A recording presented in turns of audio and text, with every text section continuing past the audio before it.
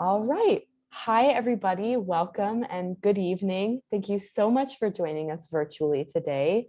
My name is Hayla Alawi, and on behalf of Atmosphere Press, I am so pleased to introduce you to today's Atmosphere author event. We'll be featuring authors of both fiction and nonfiction tonight, but all the titles today feature ideas of new beginnings and taking charge of your life. Today, we will hear from Daphne Birkmyer, reading from COMFREY, Wyoming, Maiden, Voyage, released September 13th, 2022. Amrita Rose, reading from No Plaid Suits, How Not to Have a Boring Normal Life, which was released November 15th, 2022.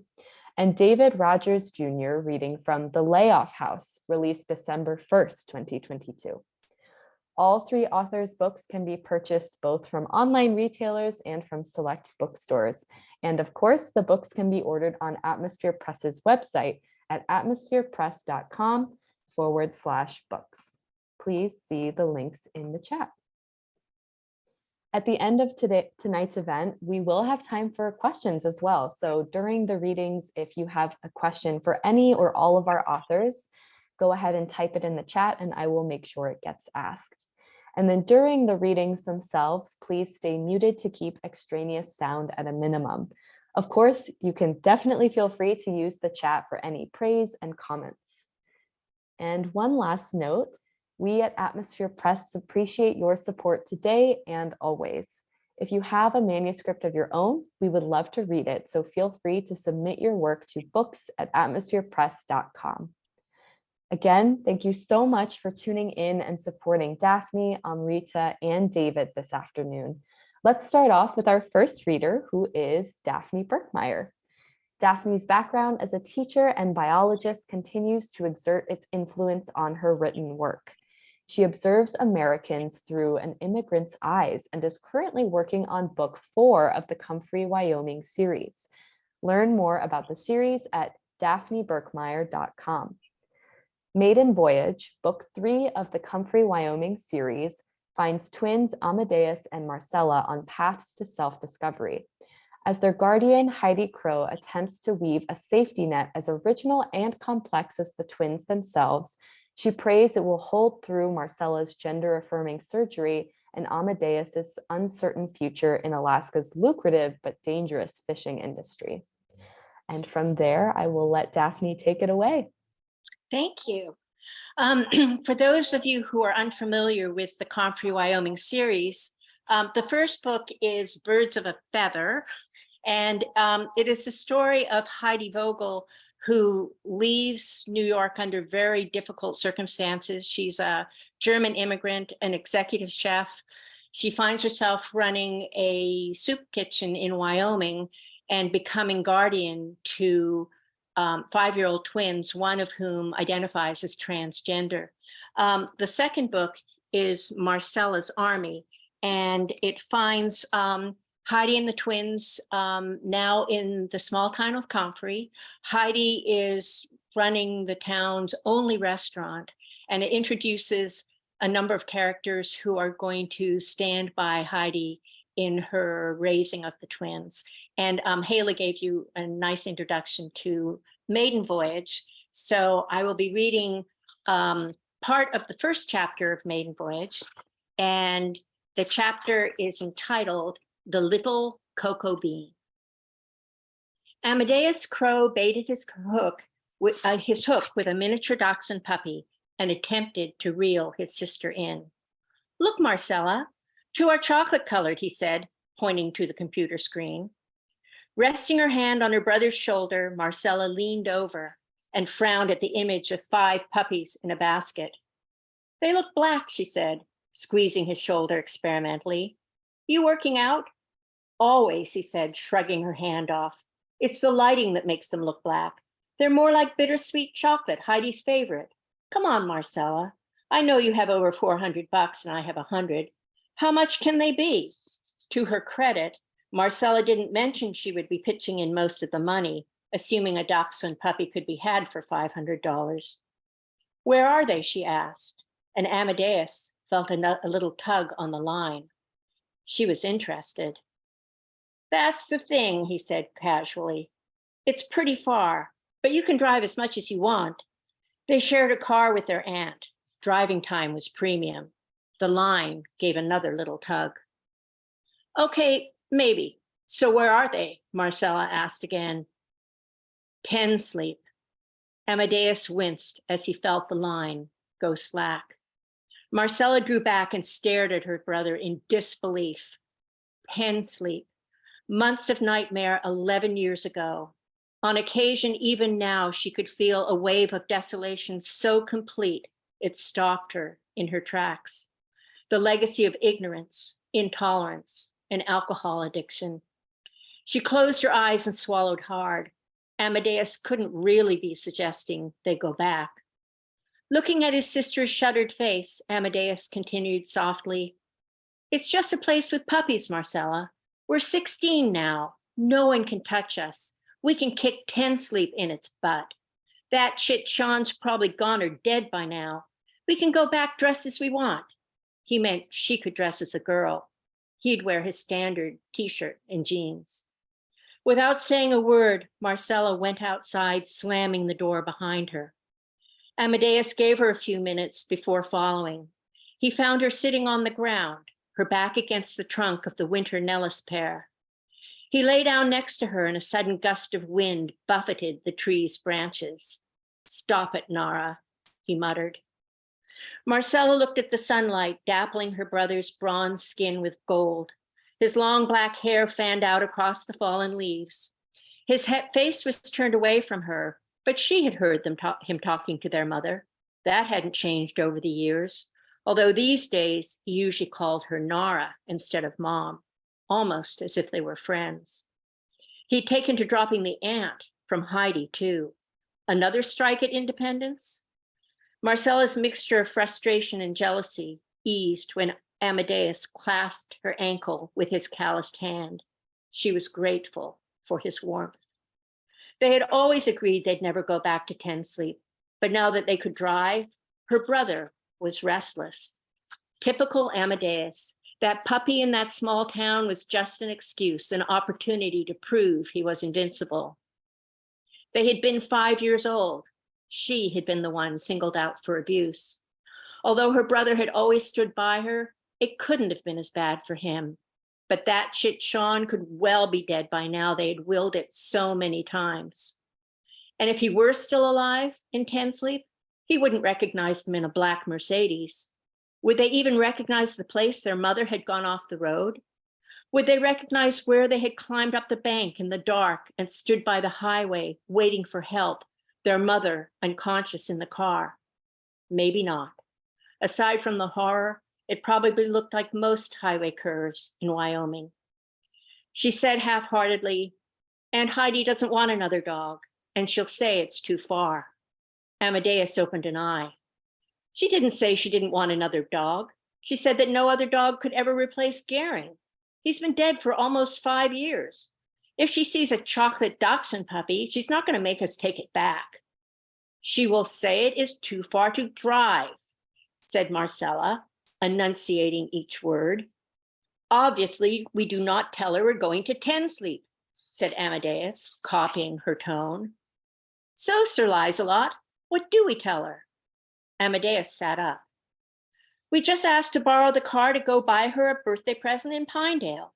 We say after that, we're going to go to Lake Fremont, paddleboarding, swimming and stuff, so we'll be gone all day. If we drive home from Sleep through Pinedale, we can stop to get her a little something extra. It would be less lying. It would be a, what do you call it? Lie of omission," sighed his sister. "Exactly. We leave out the Sleep part. Coming back, we could drive up through the reservation, through Teton, Pinedale and down, back to our roots. Don't you feel it on the res?" "No," said Marcella. "Whatever," Amadeus said, serving up Marcella's favorite response minus the eye roll. "Anyway, home for dinner. It's summer. Heidi said we deserved a day off. Do you really want to help every damn day with dinner prep and cleanup? They can get Tyree. He wants hours. He's trying to get a better place so he can attract a woman." Marcella remained silent, but he could feel her weakening. Encouraged, he continued, the ad says the price is negotiable. You can choose which puppy and name it, but Heidi can change the name to some German food thing like Wiener Schnitzel or strudel or something if she wants, okay? Wiener Schnitzel. Marcella bit back a grin. Okay, she said finally, but I drive as much as I want to, and we phone first to make sure there's still puppies. How do you negotiate a puppy price anyway? Amadeus considered. Few people desired the unconventional when it came to puppies. Maybe there's a weird one, he said. Missing toes, no tail, runty or something. Heidi always feels sorry for the weird ones. It would be like a bonus. Flora Wong was lost in the fragrance of the yellow roses she was trimming along the wrought iron fence that bordered her sidewalk when she heard, then saw, the sleek black vintage diesel Mercedes pull up in front of the house earlier than she expected. A car like that, rare in these parts. She rapidly started reassessing her asking price. The passenger waved, and Flora didn't think she could dash to the backyard to hide what her husband referred to as the mutant, who was still playing with his brother's sisters. The mutant was not good publicity, and his future was a bone of contention between her husband and herself. Flora opened the front gate and stood awkwardly by the car as the couple inside carried on an animated conversation before glancing up at her. When they got out, she looked at them in surprise. From the voice on the phone, and now this Mercedes, she hadn't expected Indian kids. Their hair was the same length and hung loose to well below their shoulders. Their features were strikingly similar. Twins? The boy wore a t-shirt and jeans. The girl was beautifully dressed in a long-sleeved red blouse and black skirt, cinched with a silver belt. The two were an arresting sight, and Flora realized with a start she'd been staring. Amadeus and Marcella Crow, the boy said, when Flora forced a smile. Crow Indians? Flora asked, shaking the hand he offered. Arapaho Indians. Crow's our last name, explained the girl. Flora, Chinese person, last name Wong, said Flora. She was used to introducing herself to whites as simply Flora Wong, but she had never introduced herself to an American Indian person before. It looked like these two were trying not to laugh, and she felt a stab of embarrassment. Amadeus and Marcella followed Flora along a flagstone path to the backyard. There were 6 puppies, not 5, and they gambled about, wrestling and panting, galloping and collapsing on a well-tended green lawn. 3 were chocolate, and 3 were the color Heidi referred to as biscotti brown, the color her miniature dachshund Gering had been. All appeared to have the requisite number of legs, toes, and tails, but the darkest puppy, the one whose coat was closest to the color of bittersweet chocolate, had a single, very appealing ice blue eye. Where its companion should have formed, there was merely a depression. The puppy didn't know of his defect. He didn't know he wasn't the most desirable of the litter, and he romped over to them, wriggling, giving soft little yips and moans, turning over as Gering used to do, short little legs pedaling the air, proudly exposing his private parts. Does the blue eye see okay? Asked Marcella. Yes, said Flora. It sees fine, but the other puppies are better. We think our aunt would like this one, said Amadeus. How much for this one? Flora was an educated breeder and businesswoman. She was careful when selecting sires for her females, but biology could be fickle, and the occasional defective puppy was euthanized almost immediately. Something about this little dog had bought him some time. He was strong and he had a good temperament. She had put off the inevitable far too long, and now she had a problem. She did not want this puppy associated with her breeding stock. He is not mine to sell. I board him for a friend, Flora lied. The twins looked at each other, and Flora sensed a silent communication between them that left her suddenly longing for her sisters in Hong Kong. He looks like he's exactly the same age as the other puppies, said Marcella. She picked the dog up and held him close, breathing in his scent of grass, dirt, and something doughy, like fresh baked bread. He strained his neck to lick as much of her face and hands as she would allow. But not for sale unless Flora appeared to consider for a moment. Let me phone my friend. Flora went into the house and came back a few minutes later. My friend says, if you really want him, you can have him for 200, she said. He has no papers. You must neuter him within 3 months. No puppies from him. They put the puppy on a towel on the back seat, but pulled the car over in less than a mile so Amadeus could scoop him up and hold him on his lap. It was lonely to be a solo puppy on the back seat of a big car. What do you think the name of the friend was? Asked Marcella, and they burst out laughing. You know what Heidi would say, Amadeus said. Do not look at the gift horse in its mouth. Yeah, we got a deal, his sister agreed. This little cocoa bean is worth 400 easy. Amadeus loosened his seatbelt and propped himself against the passenger door, his right knee bent to make a nest for Cocoa Bean. Within minutes, Marcella became the single, cognizant occupant of the car. Her brother's head nodded, his hair falling over his face and the puppy resting in his lap. The comfort of their soft snoring was so sweet, Marcella imagined driving them to a den, perhaps in those rocky cliffs over there, the three of them and no others. A tribe of three, 2 Arapaho and their dog. They would be perfect in their isolation. She glanced over at her brother, a reminder of how she would appear if she had remained Marcel. The texture of the road was imperceptible through the car's heavy German engineering, and the steering wheel barely moved. Her right hand was free to seek the comfort of her breasts, rounded and firm, created by her own body in response to 5 years of hormone therapy, some to block the hormones she made, the more recent ones to supplement the hormones she didn't. The smoothness of her cheeks, her slender neck, her delicate wrists and hands. And Heidi had walked every step of the journey with her, and Amadeus had never wavered.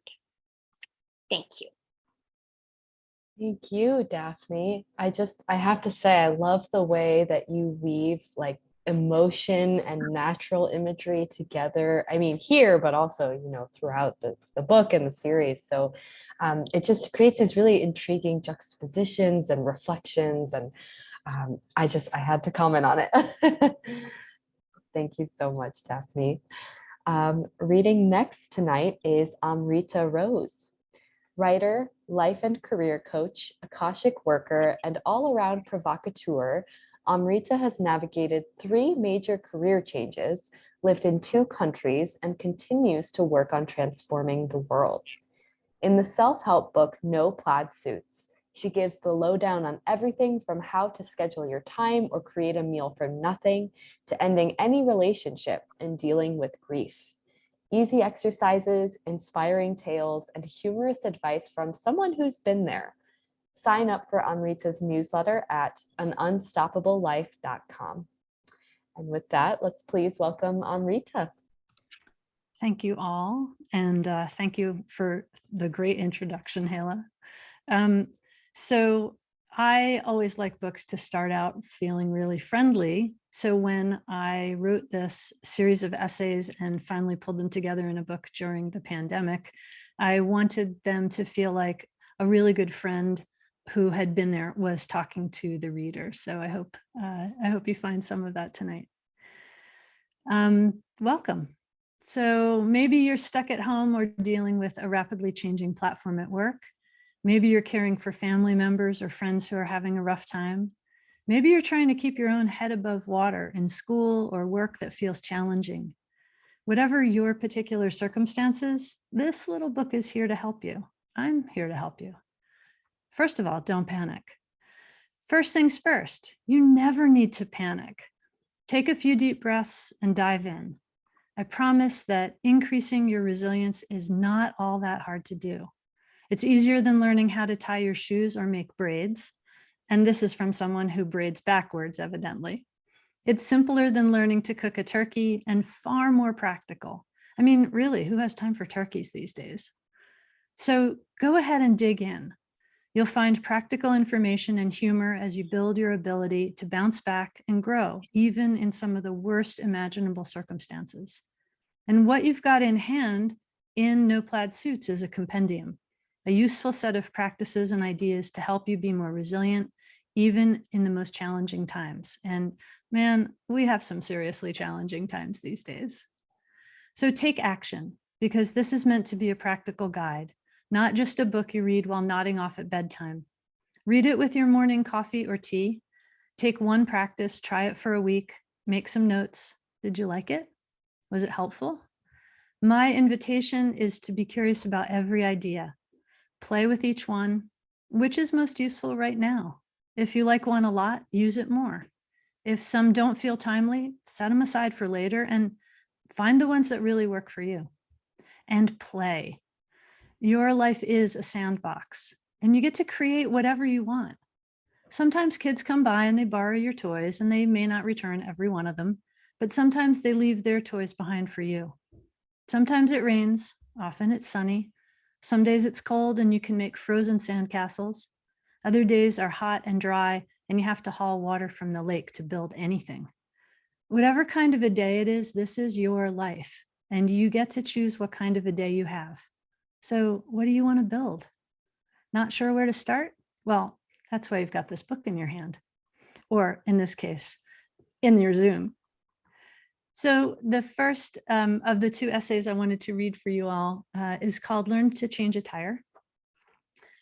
Learn to change a tire, even if you always have your mobile phone, even if you don't have a car, because you ride in cars, and one day you'll be in a car. It'll be dark, the tire will go flat. It'll probably be raining heavily, because that's what happens when tires go flat. And because when you get that flat in the rain at night, you'll be at a cell service range, or your phone will have died. You'll be on a road without many other cars, or a highway where everyone's going 80 and nobody's going to stop to help you. Because knowing how to change a tire is not just about knowing how to change a tire. It's about knowing you can take care of yourself. Changing a tire is proof of self-sufficiency. You'll feel better about yourself if you know that you can confidently change a tire.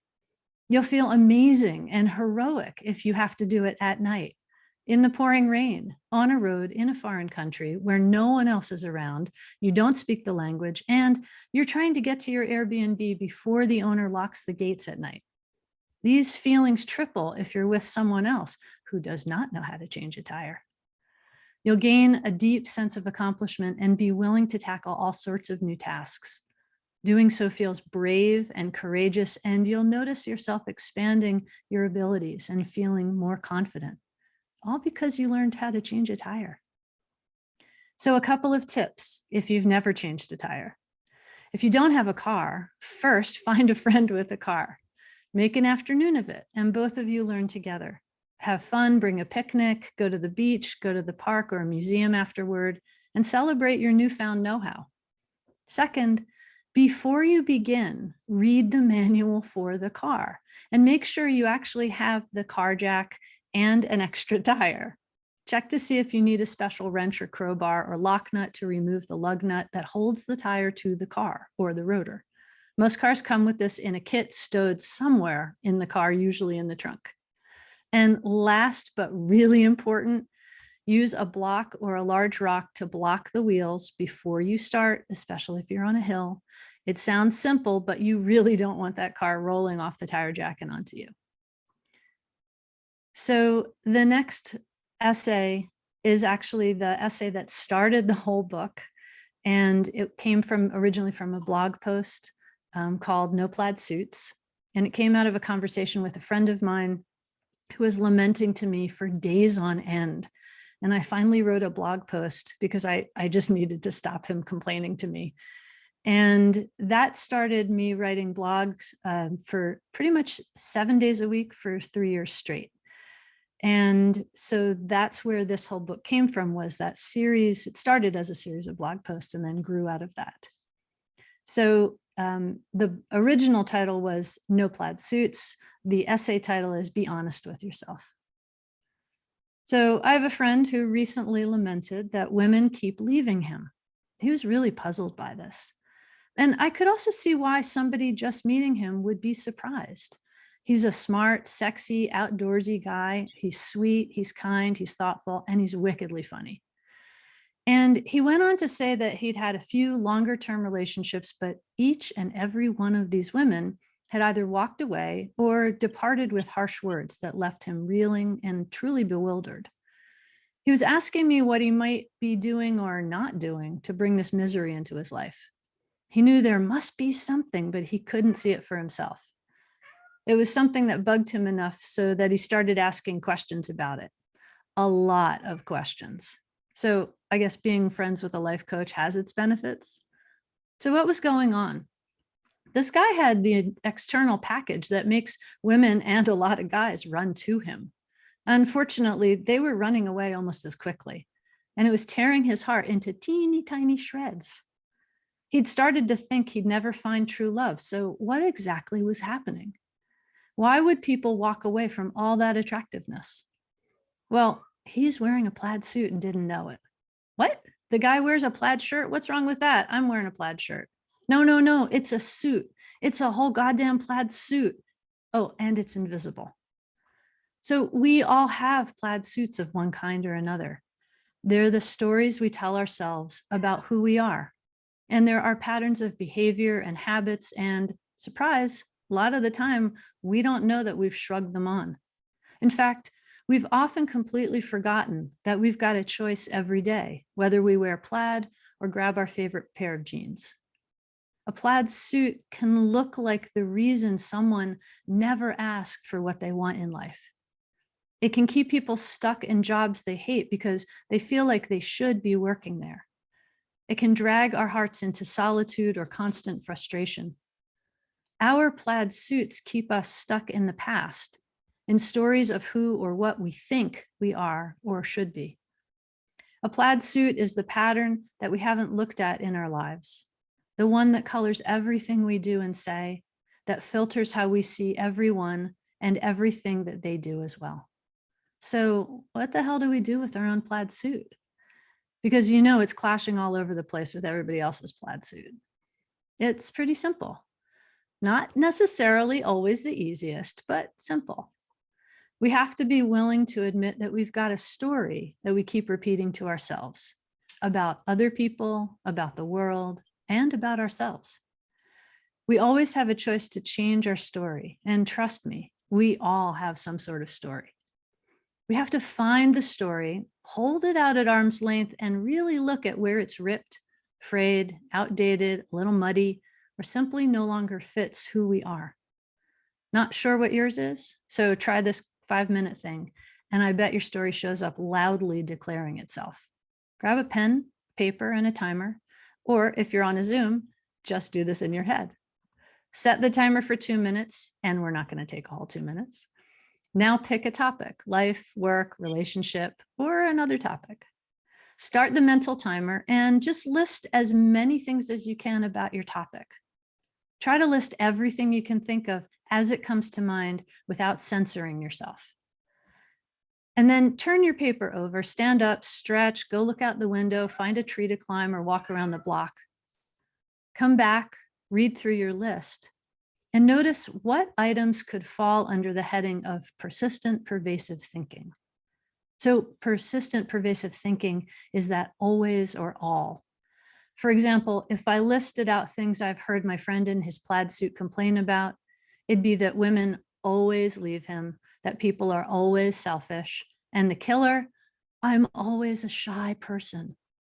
So what items on your list have that persistent or pervasive quality? Give those babies a big check mark. Now check your own story. For each checked item, can you think of one example where that actually isn't true? Maybe you wrote that people are selfish. What about Gandhi? I mean, there's the example of non-truth, though it could be argued that Gandhi was the ultimate selfish person by desiring a world free of repression. So review your list. Look for examples that break the persistent thought pattern. You'll start to see a new pattern emerge. And the more you look, the more you will see new patterns that are possible. You can start the story you now tell yourself. Ask, what will change if I'm willing to ditch the old and live into the new? You have an opportunity to write a new story. Go ahead, give it a shot. What new truth can you find in your life when you shrug out of that old tattered plaid suit? The truth is, we create the stories of our lives, and then we forget that we told tall tales. We wear the old patterns out of habit because we never really look in the closet and see that right there to the left of that old plaid suit is a seriously awesome pair of jeans. And that old plaid suit, burn it. Thank you. Thank you, Amrita. You mentioned, wanting to feel like a friend and that warm sort of inviting voice. And I think everyone here would agree. I mean, part of it maybe is just your speaking voice, but also part of it is the way you wrote the book. I think it really does come across that way. So congratulations on very much achieving that. Thank you. And everybody here, definitely for more of that, check out the book. So yes, thank you again, Amrita. Our final reader for the evening is David Rogers Jr. Primarily a poet, David's first book with Atmosphere Press, Peaceful Meridian, was a memoir of his time in the Navy and during the anti-war movement. A Midwesterner by birth and inclination, he now lives in Colorado. See more of his writing at davidrogerswriter.com. In David's debut novel, The Layoff House, after being laid off for the fourth time, Doug does what he did the last 3 times the pink slip was handed to him. He went home, he drank, and he brooded alone. But this time, acquaintances and strangers come seeking shelter from the same economic calamity. Together, they make a community, a home, and a way out of the rat race. But there are those who don't think there should be an escape and that the rat race is all there is and ever will be. We'll hear more from David now. Thank you. Yeah, just to give you a quick rundown before I launch into this section. It's a group of people who have been laid off from the same company. The homeowner is Doug, the owner of the titular layoff house. There's Tyler, who's kind of the slacker coder. Polly, who's the HR person from maybe a little more of a upper class background. Malcolm, who was the handyman of the corporate campus, his wife Rosalinda, and their children Marco and Clara. Now they're all together, unemployed, and in the layoff house. So a sonorous noise from upstairs informed the household that Polly played the violin. Doug heard Tyler pause his game and say something into his headset. Doug, in his library, stared at the stairs he could see from the open door, stairs whose walls of dark wood paneling reverberated the music into a column of sound within the stairwell. It occurred to him that there was no real social strategy for a sudden playing of beautiful music in one's house, unplanned. Did he go upstairs and knock on her door? That would make her stop. He did not want that. So they all listened, the whole household. Rosalinda clattered about in the kitchen. Doug heard her humming along. The kids were still playing somewhere in the house. It was too cold to be outside today, so they're probably in the greenhouse as usual by the sounds of the echoes of their voices off the glass. But even they got a bit quieter as the music continued. Malcolm was away at work. Neither Doug nor Tyler knew anything about classical music.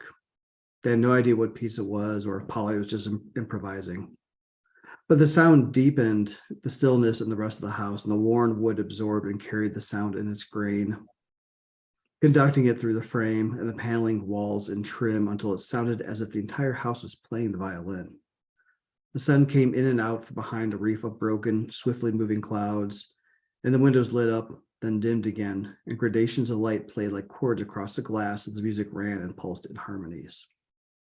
After a while, the playing stopped, and as Polly's feet could be heard on the stairs, everyone tried to look busy suddenly, oddly embarrassed by their eavesdropping, even though the music was inescapable in the house and was, as far as they knew, freely given. The kids started bouncing around the greenhouse again. Rosie's humming stopped.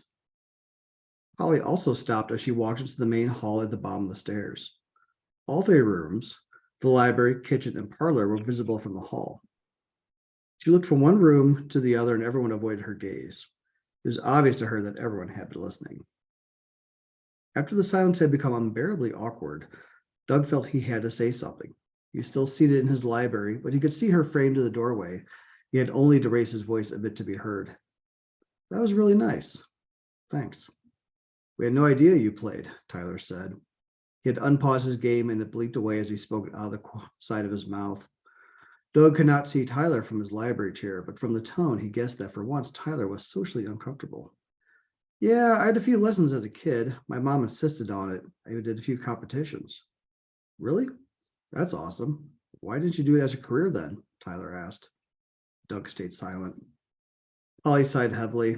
Before she answered, she walked to the kitchen and got a beer. She cut through the hall. Doug moved from the library to Tyler's parlor, walking in behind her and taking his usual wingback chair. Polly sat on the couch with Tyler. He simply turned to her, looked at the beer, gave a nod, and turned back to the game. Polly mockingly threw up her arms, rolled her eyes, placed her beer on the end table, went back to the kitchen to get 2 more for Doug and Tyler. While she was gone, Doug silently snuck a coaster under her beer. She didn't appear to notice when she got back. I wanted to go to school for music, but my mom was really against it, she continued. She insisted that they, mom and dad, would only pay for college if I got a real major. I was always annoyed that my dad didn't say anything to support going to school for music since he introduced me to it. What does he play? Well, nothing. He just likes to listen. We used to go to classical concerts all the time when I was a kid, me and him and my brother. She frowned. We haven't for a long time, though. You could have switched majors, Doug suggested. No, if I did that, I would have been cut off immediately. Believe me, I asked, or hinted really. Brought up the idea once or twice. The glares were, well, that was the end of the conversation. Strange. My mom loved it when me and my brother would play music as kids. She said it was part of a well-rounded education. But as soon as I reached junior high school, it was time to start thinking about careers, she turned against it. You stopped playing? No, I still play. I joined the high school orchestra and all that. But it seemed like it was just something to put on the college applications. It wasn't fun anymore. What did your dad think? Doug asked. He didn't say anything at all. I think he was annoyed too, but didn't want to say anything against my mom. Because she was right in a way, of course. It did help with getting into college. She took another swig of her beer. How about you? Why did you get into whatever it was he did? I really have no idea, and I was HR, she laughed. Same situation, Doug said. It was a safe thing. Business major. Can't go wrong with that. My parents really didn't have any other ideas. My dad worked in insurance. My mom did retail management, certainly not musicians. Not creative at all, Polly asked.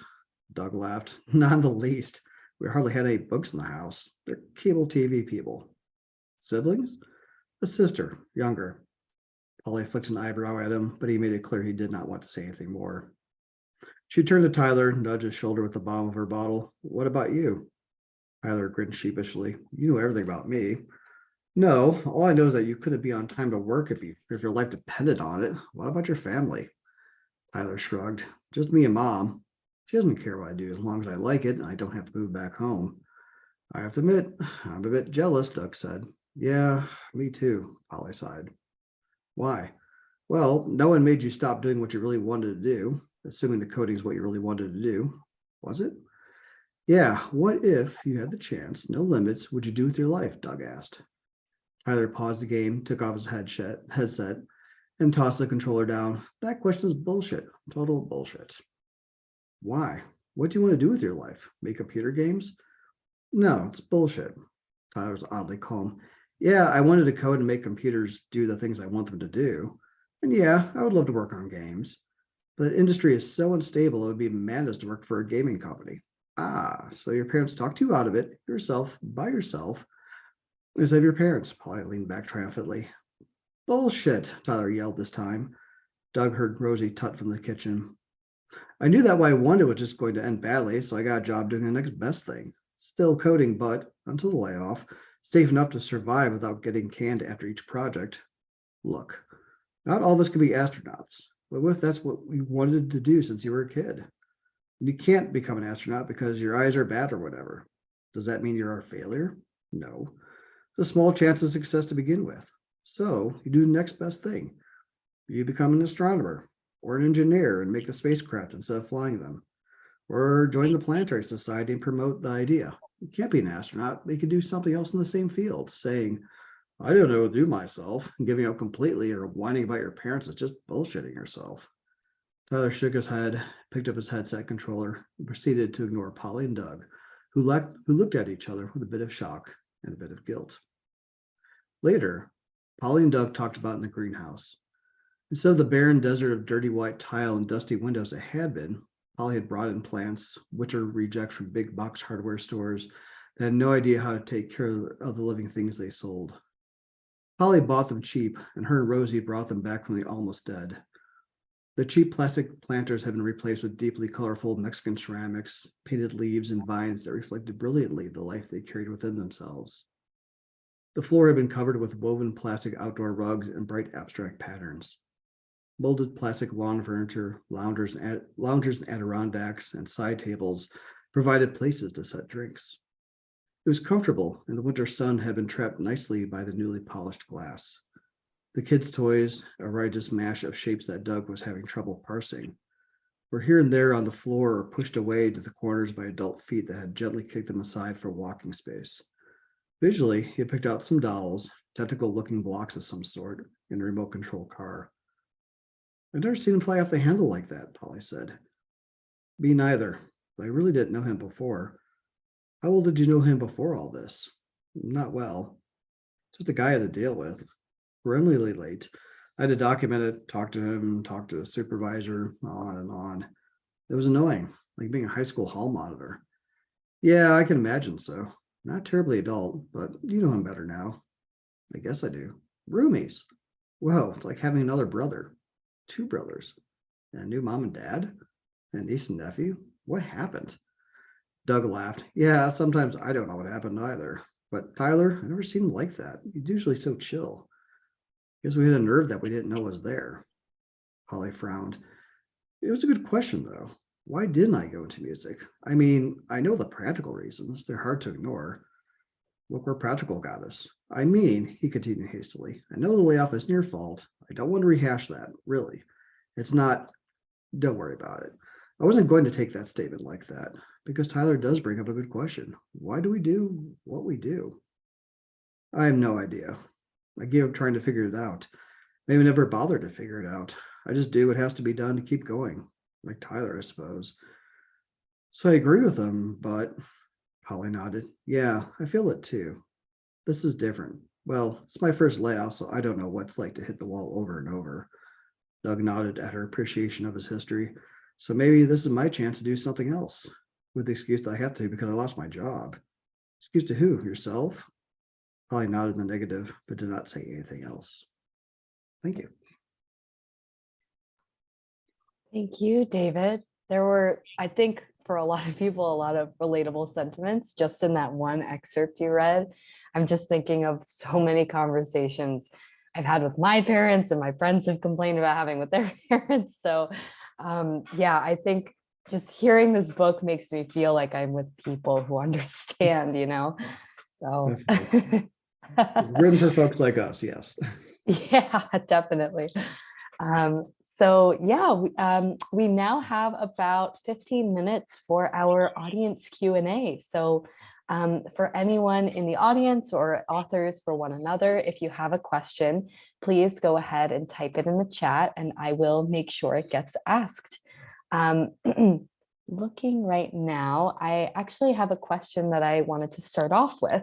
As I mentioned earlier, one of the themes for this event is, you know, this idea of taking charge of your life, whether it's for yourself, you know, with Amrita's self-help book, or if it's for the characters, such as in Daphne and David's books. So I'd love to hear from each of you, whether it's fiction or nonfiction, about this idea of taking charge of your life. Is that something that is empowering for each of you to write about, or is it something you maybe didn't notice until later that it was a prominent theme in the book? Maybe Daphne, if you wanted to start us off. Well, my characters write themselves. They are voices in my head that have been there almost my entire life. So their arc is they're stepping forward through life, accepting, negotiating their way around life's hurdles. I'm just along for the ride. They are very, very real to me. And I don't think a book would be interesting if a character wasn't moving forward. I think we're all rooting for the characters to not better themselves, or at least find what they're looking for. So otherwise, I don't know if it makes a good book. Yeah, So we definitely want that like development and to see that happening in the character. So yeah, for sure. Amrita, do you have any sort of similar thoughts to share about this? Can you have to ask the question again? Because I was actually typing questions for both Daphne and David. Oh yeah, I saw those. Not a problem. Basically, the question is it empowering for you to write about helping others take charge of their life, even though it's not necessarily applying to you directly? Or maybe it is. I would say it totally applies to me directly. And yeah, I mean, I always love when other people have that aha moment and then they take it the next step. You know, I taught at university for a long time, and I always loved it when my students made work that I could never even have imagined or not do technically. Like they took what I taught them and then they made it even better or took it further. That, to me, that was like, yes, this is why I do what I do. Yeah, definitely a very teacherly sentiment. So totally makes sense. David, any thoughts from you about this idea of, you know, is it empowering or at least interesting for you to be writing, you know, this narrative where your characters are taking charge of their life? The main theme of the book, when I started going on it, well, first I knew I was gonna write an anti-work book. And I realized I had to make sure everyone's wasn't working, because one of the paradoxes of our culture is we have this great freedom to figure out who we are and choose our own path, but there's just so many people getting in the way and powers around us, because whether it's parents or coworkers or somebody on TV, we have this great individual freedom, but there's so many people trying to stop you from really fully implementing that. And then since we're almost in kind of a perpetual childhood, so you may feel like an adult. I have a mortgage, I'm an adult. No, because not even HOA that's going to tell you what to do with your house. I'm an adult, I have a job, I got a promotion. Well, you still have bosses, and a lot of work places have this odd sort of like child-parent relationship with your bosses. Maybe atmosphere press is better than that. I hope so.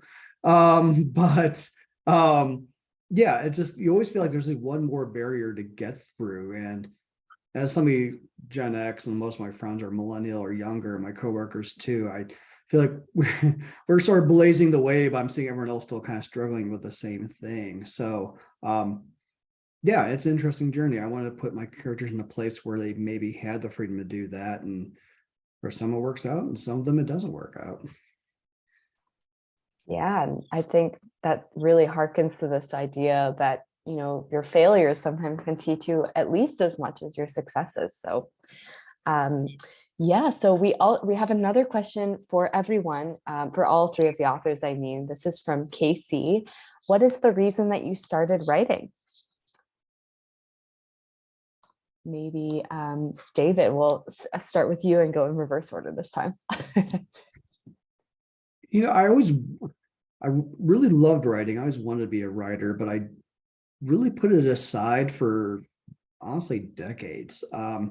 One of my early jobs was working for another, well, you guys remember iUniverse, which is an early self-publishing company, pretty scuzzy, and it really turned me off from writing, because honestly, the more the more delusional the writer, the worse the writing was. So I didn't want to be like, oh my God, I'm one of those people. So I really talked myself out of it for a very long time. until I sat down, I really wanted to write down the story of my time, my first book, my time in the Navy and doing the anti-war stuff, mostly for myself, and just get out there into the world. And I'm like, gosh, I really found a thing that really makes me feel really complete. Like the people in the layoff house, I found that one thing, like, oh, this is what I should have been doing. Now I feel like a full person, and I'm gonna keep going with it. Definitely riding it out and seeing what happens from there. Amrita, I am curious to hear from you as well. Where did your, or the question was, what was the reason that you started writing? Yeah, so it was pointed out to me that I have been writing since I was a little kid, and never just, my parents are painters, so I never thought about it as a thing to do, but I was always writing. And clearly, I wrote a blog post for 7 days a week for 3 years straight. So I really love writing. And for me, it's a way to share ideas and have what I hope. I mean, this book was self-help. The next 3 that showed up while I was trying to finish this one are 3 parables for children. So very different. And it's really my way of invoking or provoking a dialogue with the reader. So I always want to make connections and be in communication in some form. So that's what it is for me. Yeah, definitely. And I think a lot of writers really share that sentiment too. So you're speaking our hearts out. Daphne, how about for you, the reason that you started writing? I was a high school teacher for many years, and I loved my students. They shared so many stories with me, and a number of them were struggling, and my classroom was a place to go at lunch where it was safe to be and to talk. And I wanted to honor them, and a lot of the stories they told me, my characters are a composite of them. And particularly the LGBTQ students. High school is really a tough time during a person's development. I think there's so many social pressures. And so I was always on some kind of justice soapbox about not using too much plastic, or not, talking about people in a derogatory manner. And I wanted to keep doing that as I backed away from teaching. So I've poured that into my books to honor the stories my students told me, basically. And so I'm kind of channeling a lot of, no one character is based on any one student, but they have provided this wonderful, rich source of human experience for me to write about. Yeah, definitely. I think that's really, the core of the humanity of being a writer. So it's lovely to hear you say it so as well. We have, another question for you, Daphne. This is from Amrita. What surprised you about this particular book or the characters in the book as you were writing? Well, I never thought it would wind up in Alaska. I'm very fortunate to have a former student who's become a dear friend who lives up there, and she's a wonderful observer of what's going on around her, and another friend who was in the fishing industry for a very long period of time. So they really helped me. But I wasn't quite sure where the last third of the book was going to go. I needed Amadeus to have a place to wind up that was really going to be a challenge to him. So that, it surprised me at the beginning. I hadn't gone really much past Marcella's situation and her sort of opening up about who she was. So yeah, that really surprised me where we wound up in that book. Definitely, with that idea of characters sort of having a mind of their own sometimes. So, yeah. Another question from Amrita, this one to David. What character did you feel you most connected to, and which one did you struggle with, if any of them? When I think it's a book about work, so I realized after the fact, after the first draft, that I kind of split my attitude towards work 3 different ways. Sometimes I'm like Doug, just sort of despondent, but sort of just getting through it. Like, all right, gotta do this. This is the grinds, what we're doing. Sometimes I could be like Tyler, just completely chill. It's all zen, it's all good. Sometimes. Most of the time, I didn't really have Malcolm in this same, but Malcolm's a lot more political. He's got this edge of anger because he knows how the system works. And he knows he's a little bit powerless to do. And most of the time, I'm like Malcolm. I had it work pretty well. So on surface, I probably look like Doug, but I'm probably more Malcolm. I'm aware of the machinery around me. But it was kind of funny. Like, I didn't really realize that until after I'd written the book. It's funny how your subconscious does stuff when you're being creative. Another good reason to write too, to find a heck of a lot about yourself after you go back and go, oh, I did not know that. Yeah, so that was probably all 3 of those characters really were part of me. The most difficult character, I did have a scene with the children, and the kids are fun. It's always fun writing from a kid's standpoint, but putting myself, I think, in the head of Rosalinda, again, didn't really do much with her in this section, but it was hard research. Honestly, I mean, being a middle-aged straight white guy and have a character who is maybe a little bit younger than me, Latina woman, married.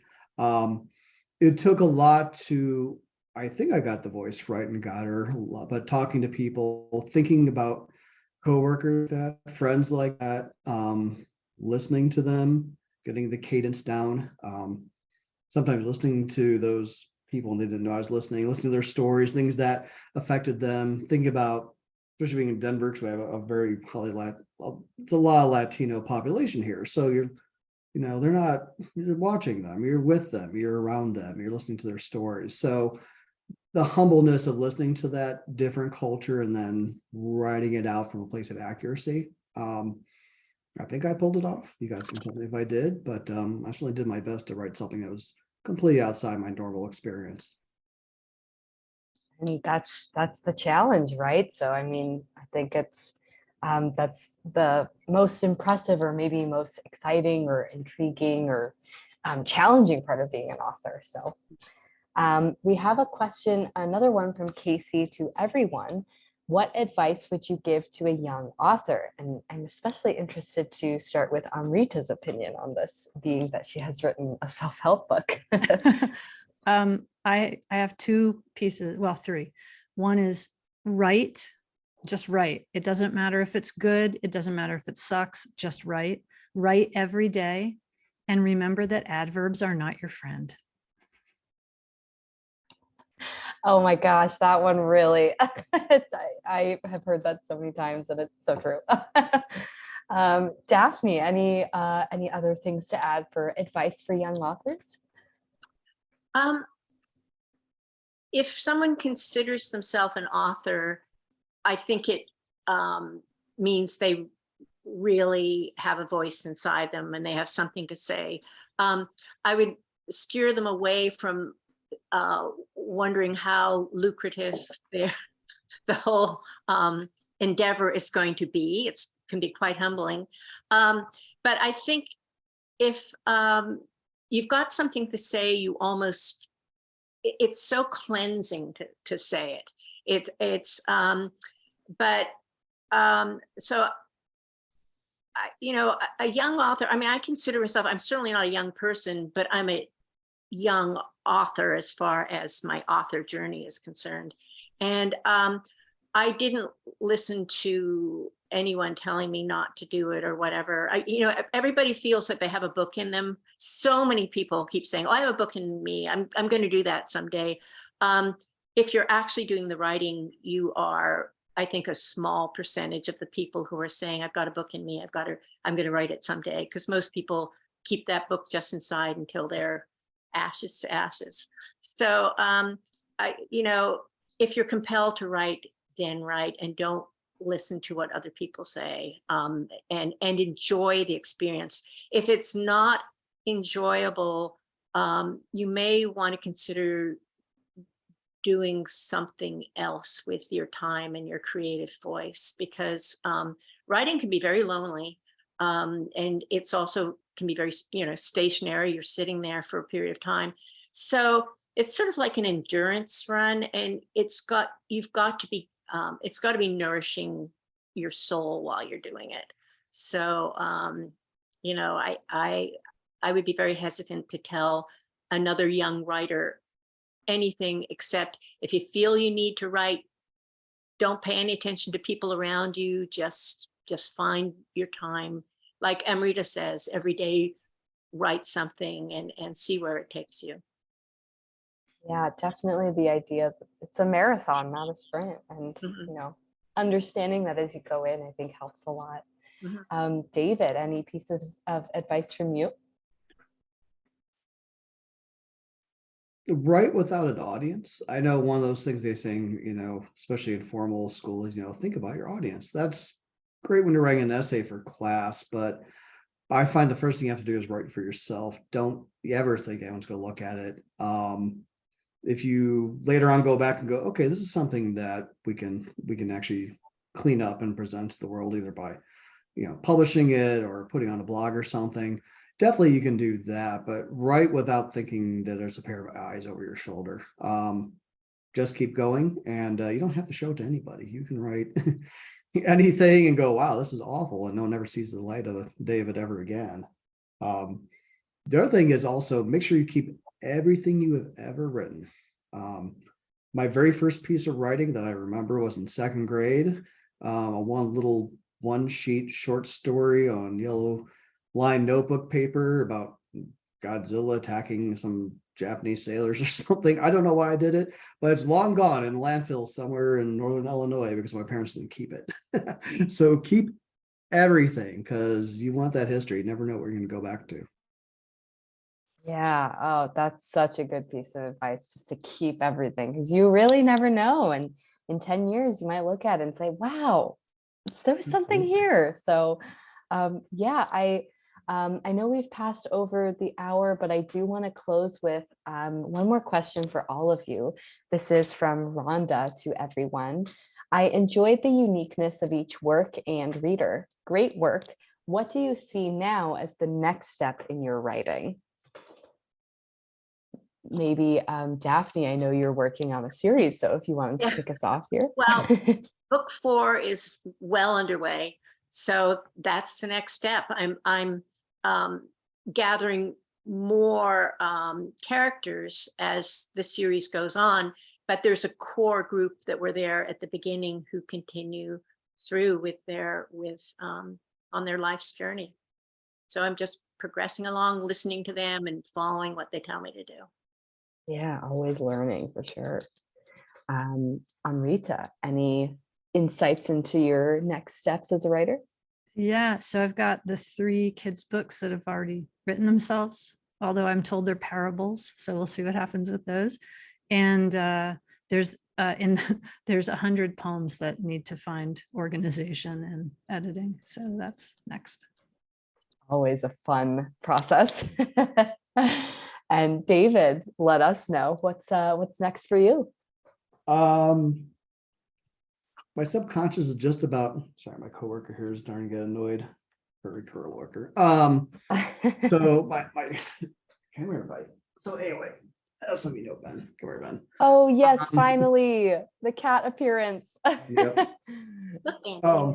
My co-author, he actually wrote most of the book. I've just been transcribing it. No. Yeah, I got my subconscious is finally starting to gel the next thing. Some of these characters will return. Partly by popular demand, partly because I still want to torture Doug a little bit, get us comfort zone.